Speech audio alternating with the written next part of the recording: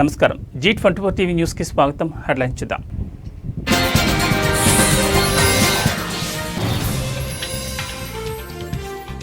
ఢిల్లీలో పెను విషాదం, ప్రమాదంలో 8 మంది మృతి.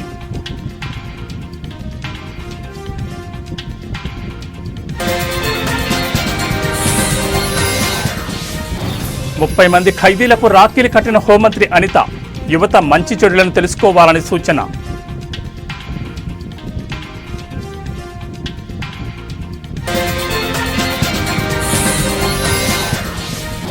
రాష్ట్ర ఎన్నికల కమిషన్ కార్యాలయం ఎదుట వైసీపీ ధర్నా, పులివెందులలో టీడీపీ దౌర్జన్యాలపై చర్యలు తీసుకోవాలని వినతి.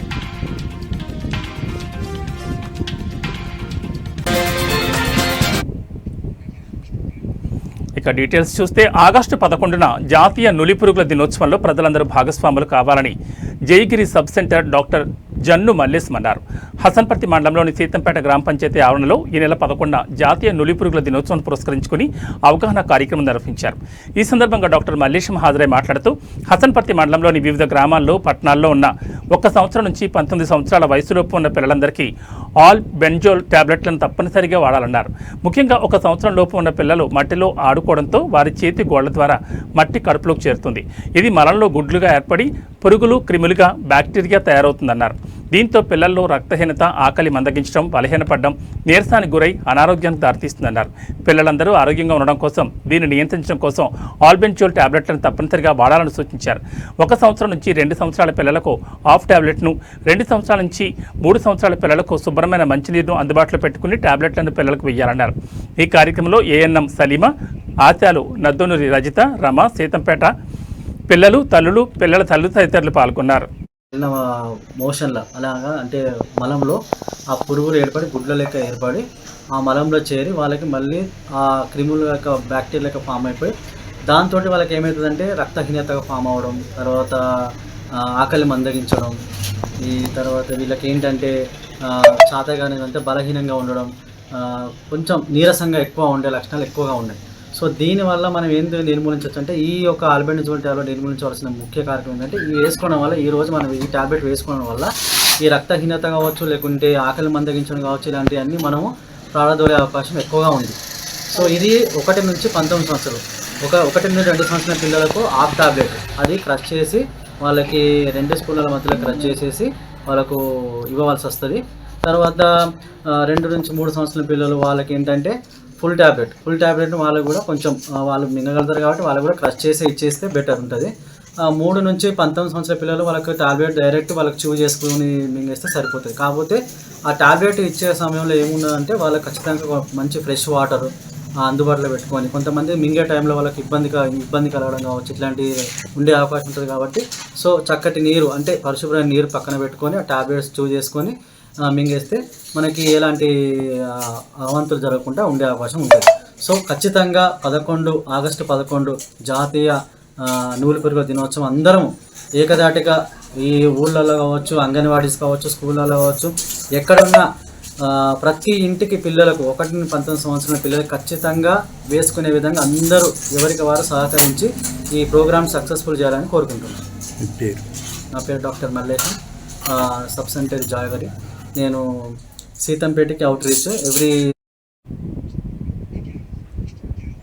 అనకాపల్లి జిల్లా చోడవరం మండలం సీమరనాపల్లి గ్రామంలో మిషనరీతో ఇసుక మాఫియా తీస్తున్నారు. ప్రభుత్వం ఇసుక పాలసీ ఉచితమైతే ఇసుక మాఫియా అదే అదునుగా జేసీబీలతో రాత్రి పగలు తేడా లేకుండా మిషనరీతో ఇసుక తవ్వేస్తున్నారని గ్రామస్తులు తెలిపారు. చోడవరం కే కోటపాడు మండలం తహసీల్దార్ ఆఫీసులో ఇసుక మాఫియా మామూలు ఇస్తే అనకాపల్లి, పరవాడ, గాజువాక, పెందుర్తి, విజయనగరం, విశాఖపట్నం జిల్లాలకు ఇసుకను తరలిస్తున్నారు. రెవెన్యూ డిపార్ట్మెంట్ అధికారులు పట్టించుకోవడం లేదని ఆరోపిస్తున్నారు. బీఆర్ఓలకు నెల మామూలు ఇస్తూ ఎటుకులను తవ్వుకుపోతున్నా పట్టించుకోవడం లేదని గ్రామస్తులు మండిపడుతున్నారు.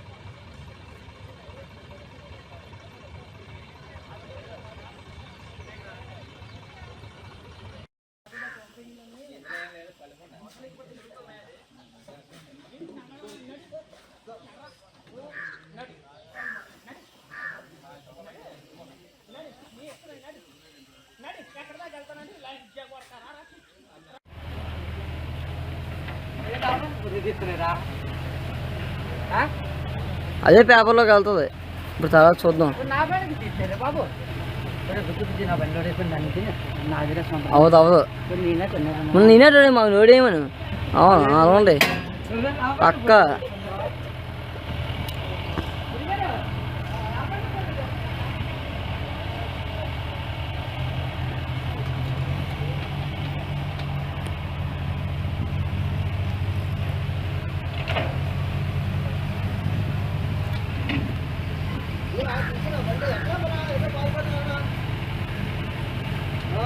పడిద్దు అయిపోతుంది కౌను ఇదంతా ఇంకోండి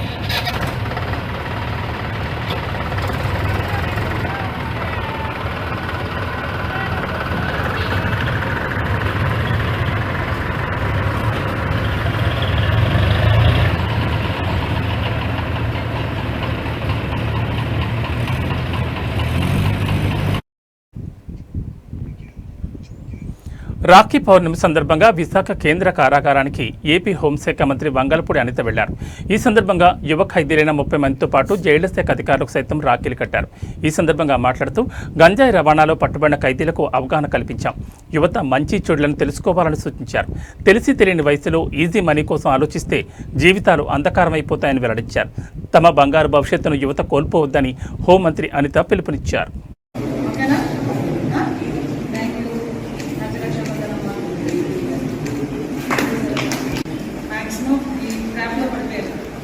చిన్న చిన్న అవసరాలు ఉండొచ్చు, ఇంట్లో కుటుంబ పరిస్థితులు ఉండొచ్చు, చెత్త వాళ్ళు లేకను. సో కంపల్సరీగా ఇక్కడ నుంచి వెళ్ళేటప్పుడు మీరు చేంజ్ చేయాలి. మళ్ళీ ఇంట్లోకి రాకూడదు అని బలంగా అనుకోలేదు. బతకడానికి చాలా దారులు ప్రాపర్ వేలో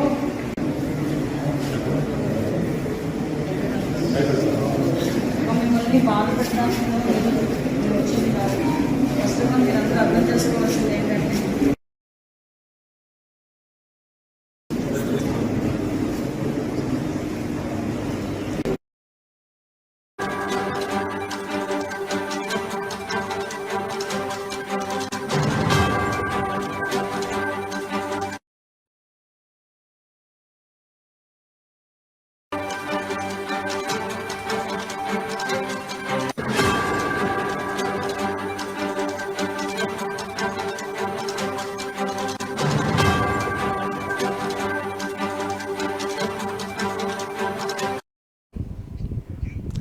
బులెటిన్లో బ్రేకింగ్ న్యూస్ చూస్తున్నాం. దేశ రాజధాని ఢిల్లీని భారీ వర్షాలు అతలాకుతలం చేస్తున్నాయి.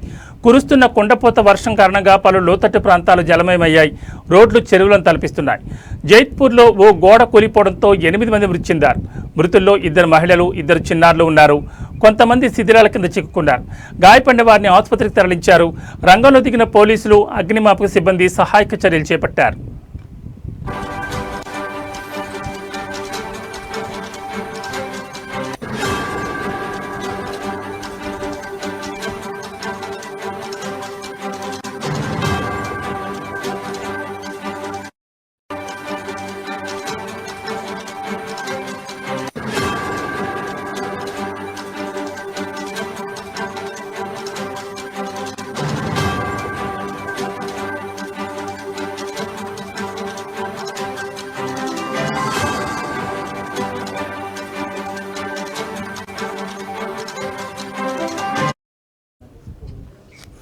కాగా ఇవాళ కూడా భారీ వర్షాలు కురిసే అవకాశం ఉందని వాతావరణ శాఖ రెడ్ అలర్ట్ ప్రకటించడంతో అధికారులు అప్రమత్తమయ్యారు. కుంభవృష్టి వర్షం కారణంగా ఢిల్లీలోని పలు ప్రాంతాల్లో భారీగా వరద నీరు ప్రవహిస్తోంది. దీంతో వాహనదారులు తీవ్ర ఇబ్బందులు పడుతున్నారు. కాగా భారీ వర్షాల కారణంగా విమాన సర్వీసులకు తీవ్ర ఆటంకం కలుగుతోంది. 200కు పైగా విమానాలు ఆలస్యంగా నడుస్తున్నాయి.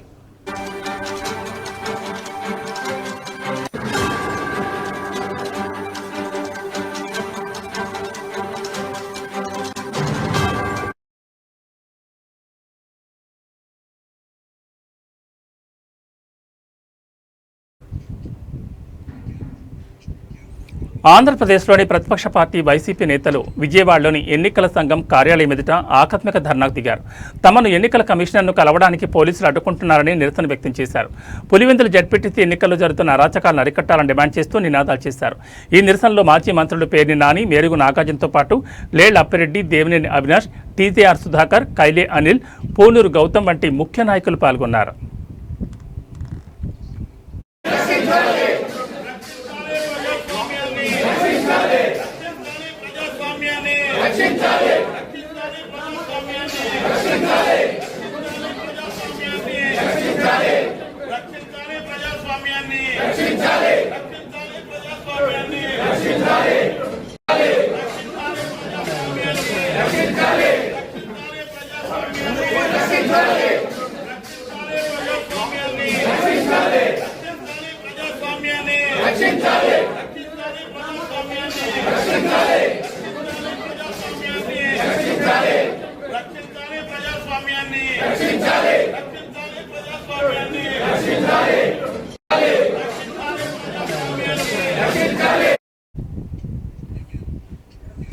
కర్నూలు జిల్లా విద్యాశాఖ అధికారి శామ్యూల్ పాల్ మహిళా టీచర్లతో కలిసి డాన్స్ చేశారు. పీజీటీఎస్ ట్రైనింగ్ పూర్తయిన సందర్భంగా మహిళా టీచర్లతో కలిసి ఆయన సందడి చేశారు.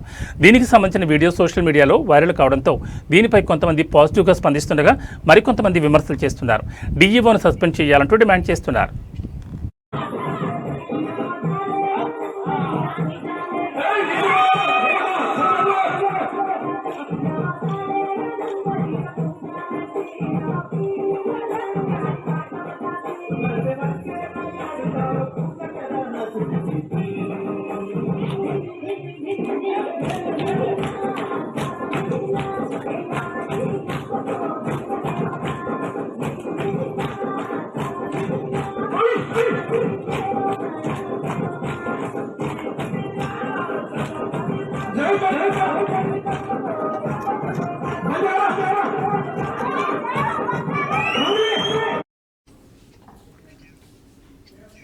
శ్రీ సత్యసాయి జిల్లా గాండ్లపేట మండలం చిన్నమెట్ట వద్ద కాశీనాయన ఆశ్రమంలో 6 రోజుల పాటు శ్రీ భాగవత సప్తాహ మహోత్సవం వేడుకలు ఘనంగా జరిగాయి.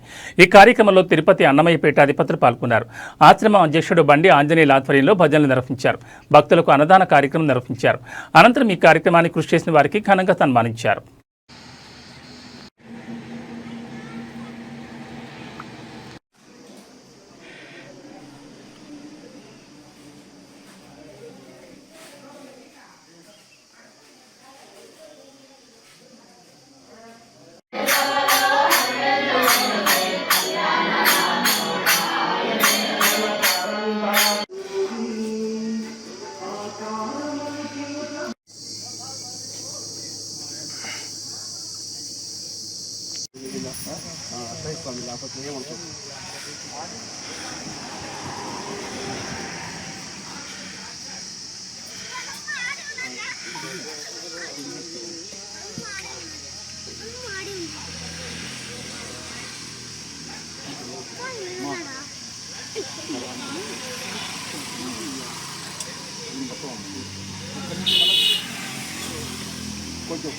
కొంచెం రెడీగా ఉండండి.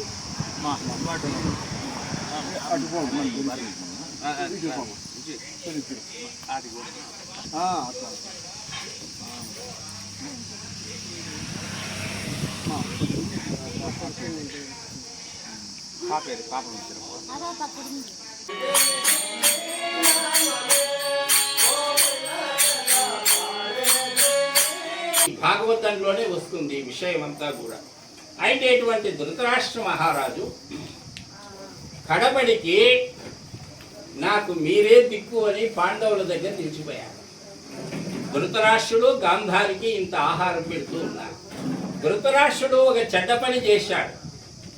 ఏమే, భీముణ్ణి ఎట్లయినా చంపాల. నా కొడుకులందరినీ చంపిండేవాడు భీముడు ఒక్కడే.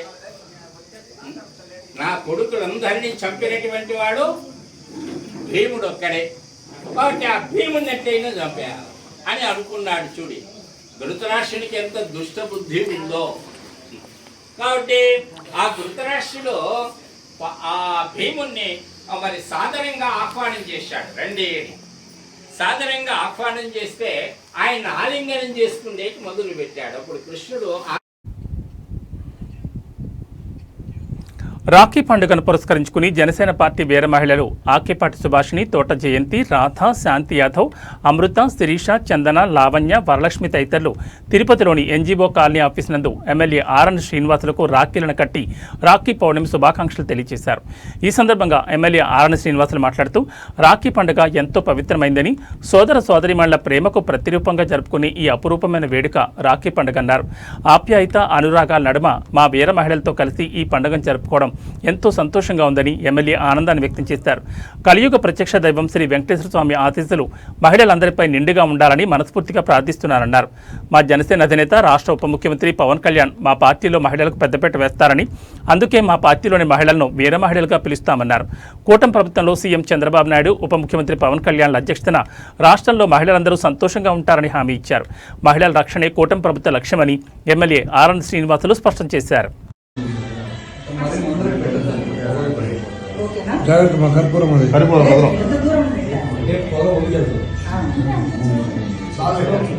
చాలు చాలు బొట్టు పెట్టండి బొట్టు పెట్టండి వచ్చింది చూసారా టీవీలో ఏమన్నా చూసారా టీవీలో టీవీలో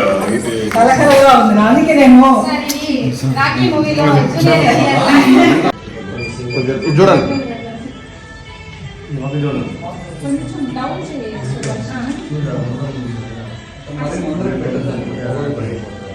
జాగ్రత్త మా కర్పూరం అది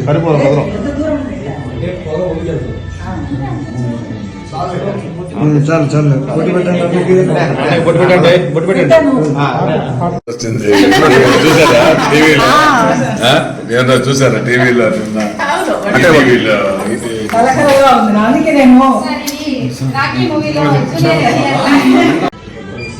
చూడండి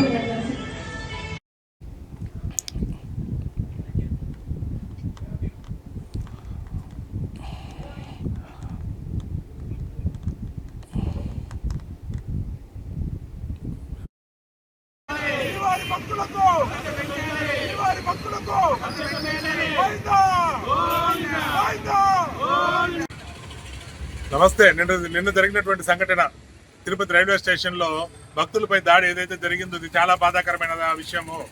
భక్తులే మనకు జీవనాధారం. భక్తులు బతుకునిచ్చే భక్తుల మీద దాడి చేయడం అనేది ఇది ఒక కుట్రగా పేర్కొనాలి. తిరుపతి వాసులు కాదు, బయట నుంచి వచ్చిన వాళ్ళు ఇక్కడ ఆటోలు నలుపుతూ దందాలు చేస్తున్నటువంటి దుశ్చర్య ఇది. ఇక్కడ ఆటో స్టాండులు ఎక్కడ కూడా రైల్వే స్టేషన్ దగ్గర కానీ, బస్ స్టాండ్ దగ్గర కానీ అధికారికంగా ఆటో స్టాండ్. తిరుపతి రైల్వే స్టేషన్లో భక్తులపై జరిగిన ఆటో డ్రైవర్ల దాడిని హిందూ చైతన్య వేదిక తీవ్రంగా ఖండించింది. ఈ సంఘటన ధర్మంపై దాడిగా పేర్కొంటూ సనాతన ధర్మ పరిరక్షణ సమితి అధ్యక్షుడు కిరణ్ కుమార్ ఎస్పీ హర్షవర్ధన్ రాజ్కి ఫిర్యాదు చేశారు. భక్తులపై దాడి నివారణకు కఠిన చర్యలు తీసుకోవాలని, రైల్వే స్టేషన్ దగ్గర అనధికార ఆటో స్టాండ్లు తొలగించాలని, బస్టాప్ సమీపంలో ఆటో స్టాండ్లను అనుమతించకూడదని సూచించారు.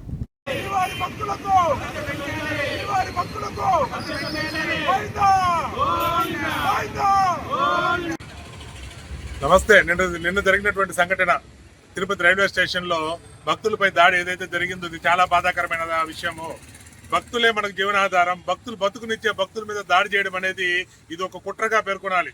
తిరుపతి వాసులు కాదు, బయట నుంచి వచ్చిన వాళ్ళు ఇక్కడ ఆటోలు నలుపుతూ దందాలు చేస్తున్నటువంటి దుశ్చర్య ఇది. ఇక్కడ ఆటో స్టాండులు ఎక్కడ కూడా రైల్వే స్టేషన్ దగ్గర కానీ, బస్ స్టాండ్ దగ్గర కానీ అధికారికంగా ఆటో స్టాండులు అనుమతి ఎవరిచ్చారు? రైల్వే స్టేషన్ దగ్గర బస్ స్టాప్ అనేది ఒకటి ఉండాలి. దానికంటూ ఒక స్పేస్ ఉండాలి. బస్ స్టాప్ టీటీడీ వారు ఫ్రీ బస్సు పెట్టారు. శ్రీవారిమెట్లకి ఫ్రీ బస్సు పెడితే ఫ్రీ బస్సు ఎన్ని గంటలకు వస్తుంది, దాని రూట్ ఏందనే ఒక బోర్డు కూడా రైల్వే స్టేషన్ దగ్గర కావచ్చు, విష్ణువాసం దగ్గర కావచ్చు, మన బస్ స్టాండ్ దగ్గర కానీ లేకుండా పోవడం అనేది చాలా బాధాకరం. టీటీడీ అధికారులు ఎంత నిర్లక్ష్యంగా ఉన్నారని చెప్పడానికి ఇది ఒక నిదర్శనం కనపడుతోంది మనకి. భక్తుల కోసం మేము అహర్నిశం భక్తుల కోసం పనిచేస్తామన్న టీటీడీ అధికారులు, అలాగే మన గౌరవ చైర్మన్ బిఆర్ నాయుడు గారు దయచేసి దీని మీద ఒకసారి దృష్టి పెట్టండి. భక్తులు ఇబ్బంది పడకుండా భక్తుల కోసం టీటీడీ ఏమేమి చేస్తోంది అనేది ఖచ్చితంగా తెలిపే విధంగా మెయిన్ సెంటర్లలో బోర్డు అనేది ఒకటి ఉండాలి. అప్పుడే భక్తులకు ఇబ్బంది లేకుండా ఉంటుంది, ఎవరు బాధపడకుండా ఉంటారు. ఏదైతే దుస్థితి జరిగిందో భక్తుల మీద దాడి చేయడం అనేది, అతిథి దేవోభవ అనే సనాతన ధర్మ సంస్కృతి కోసం పాటుపడే అందరూ కూడా ఈ దీంట్లో అతిథి వచ్చిన తర్వాత అతన్ని దేవుళ్లాగా చూడాలి.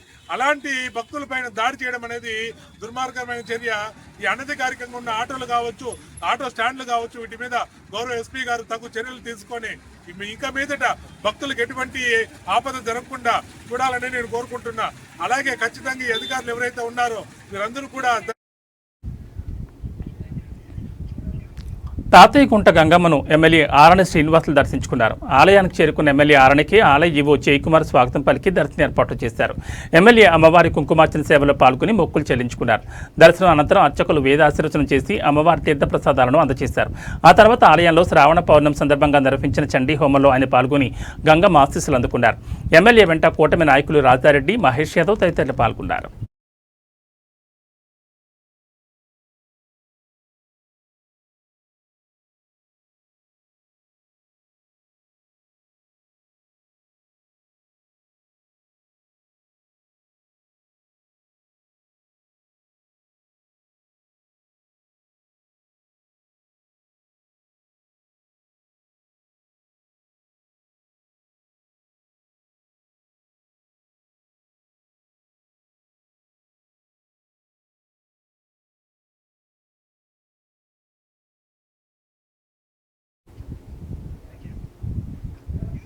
ఇవి బులెటిన్ విశేషాలు. మరో బులెటిన్లో మళ్ళీ కలుసుకుందాం. నమస్కారం.